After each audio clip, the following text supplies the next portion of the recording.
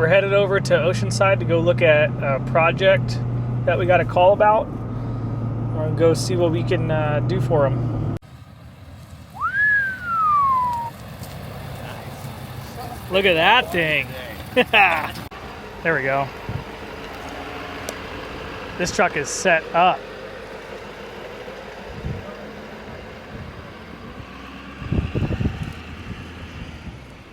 Here's Ryan's truck.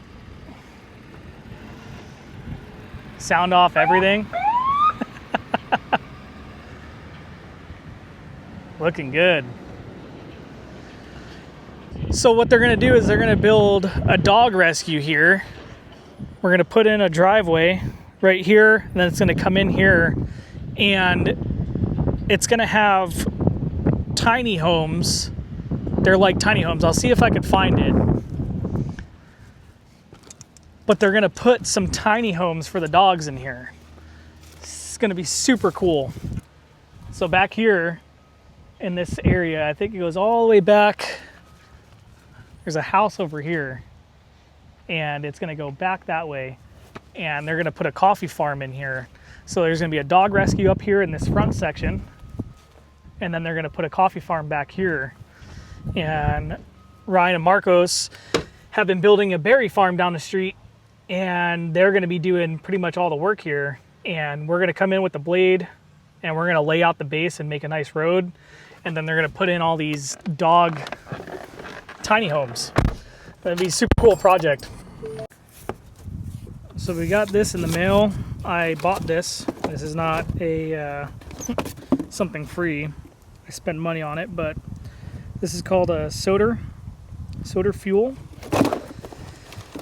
system, and it's for the saw. So we're gonna put this on the 500i, and I'll kind of show and explain what it is better. But I've seen a guy that I've watched for years on YouTube. He's had this, and it's supposed to stop fuel spills, overfilling, and fuel vapor during refueling.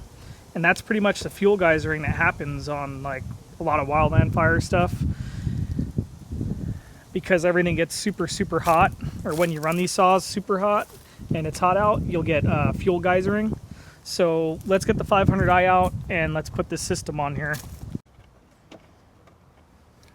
So from what I understand,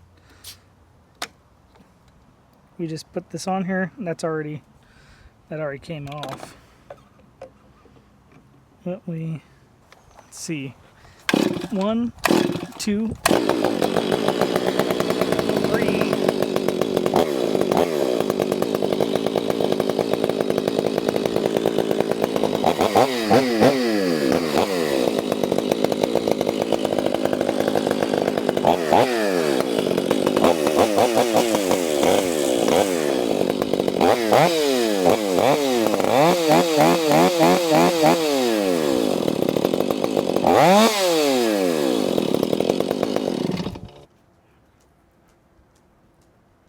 Clouds look beautiful right now.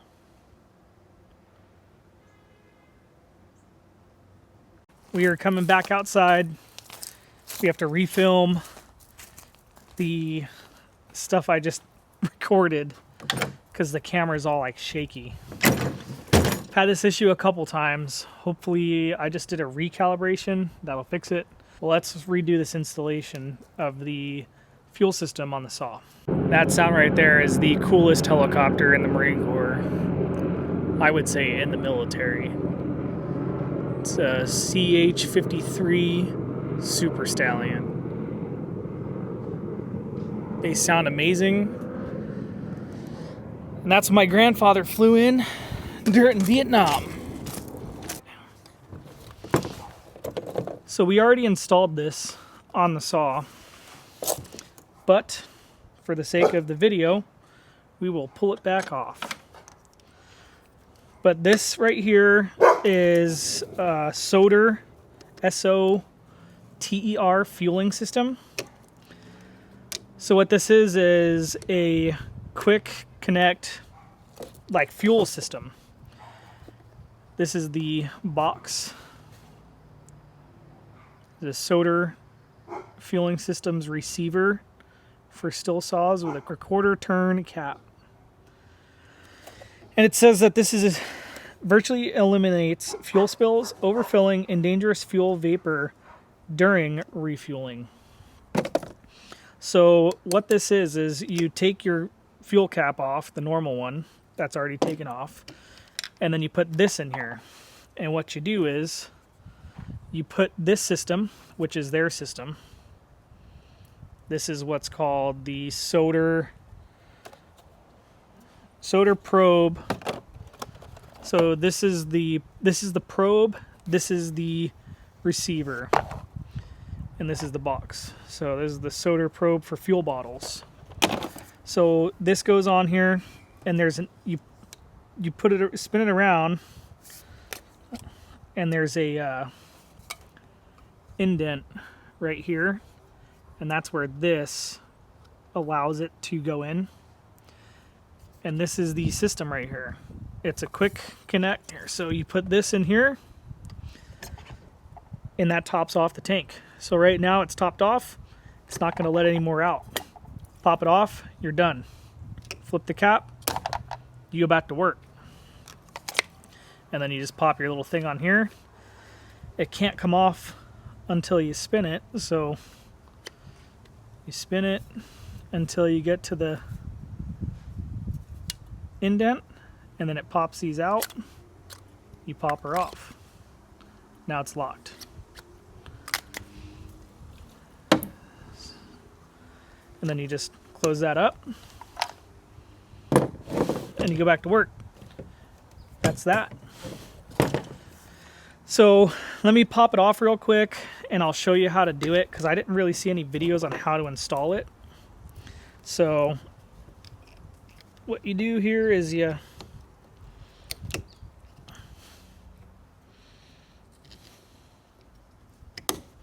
pop the cap, and it's got a lock, so you turn it clockwise, it's locked, counterclockwise, unlocked. So I'm just going to put it on here like this and unthread it.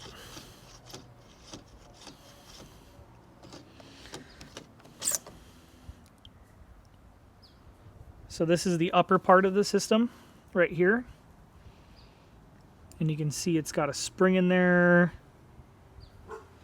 And then this is the lower part of the system. So there's a gasket right here that goes on that. Stops it from leaking. And then you have this, there's a ring in here. And I don't know if I'm going to be able to get it out. So let's, yep, here it is. So pop this piece out, and then you go like that. So that came out a lot easier than I thought it was going to. So that's even better. So I'll put this back together the way that it comes, and then we'll go through installing it that way. But you saw how easy it was to take out. So you get this piece. This is the receiver. This is how this part comes. You take this, unscrew that, put this piece down, you pop that locking cap off. You take this piece and you line it up. There's different size. So this is the smallest one, and then that's a bigger one. So you put the smallest one in that piece, and then you just turn it like your quarter turn fuel cap normally goes. Then you take this and you match it up. They're all different sizes. But this goes in here, locks it in place. It's not going to come out. You take that, you put it in there, and then you put this in, and you turn it until it fully seats. So I'm going to call that tight. Go like that. Only have a little bit of fuel coming out, so maybe I need to tighten it some more. So let's go a little bit. No fuel coming out. So now she's tight. This is the part right here. you unlock it. You can pop it with your fingers, but it's tight.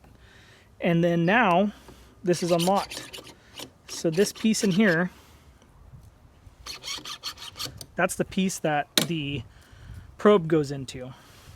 And when you go out here and you lock it, so you pop it off. Now when it's locked, this doesn't go in, so no fuel can come out, no fuel can go in. You pop it that way, now it goes.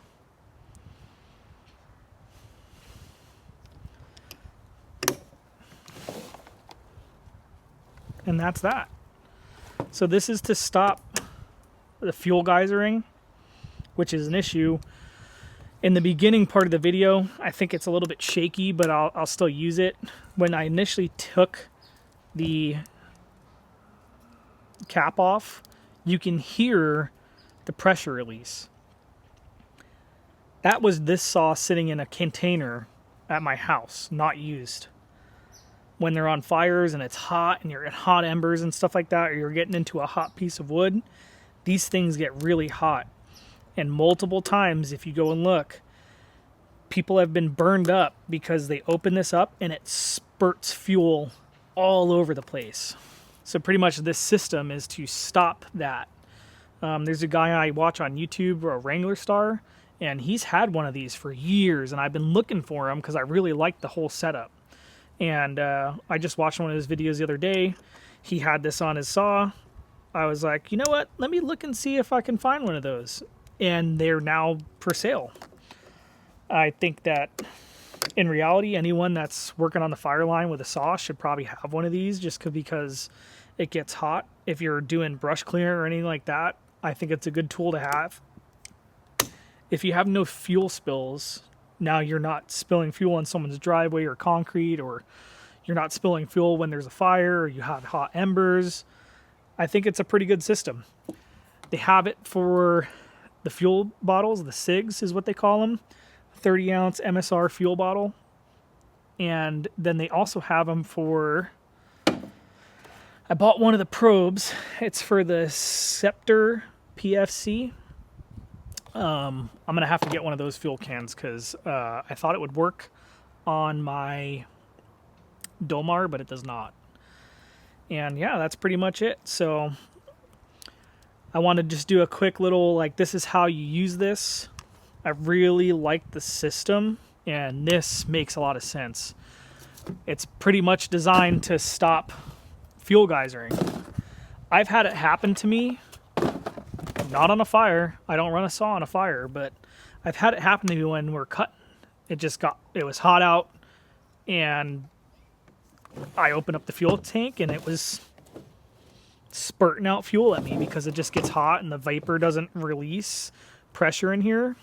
And yeah, so here's my 500i, max flow filter on it, West Coast saw, faller suspension, got a full wrap still handle.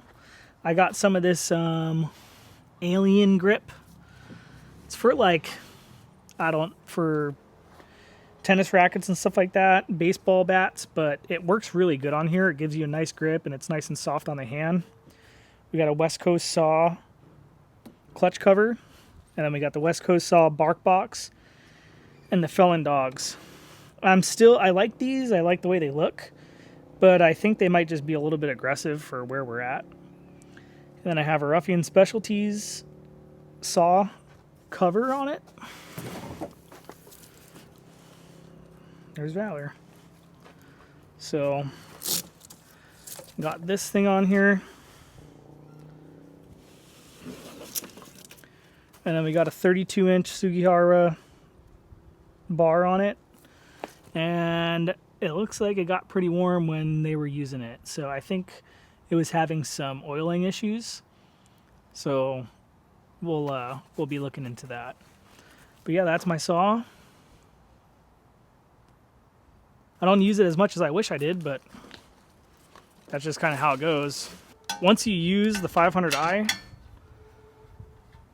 well, let's see is that gonna stay. Yeah, once you use that 500i, you never want to go back. Even this ratchet scrunch, this thing is amazing, especially when you have these full wrap handles on it. You can't really get in there. So let's put this thing away, and I'm going to go finish editing this video. I know the sky is a little bit bright back there, but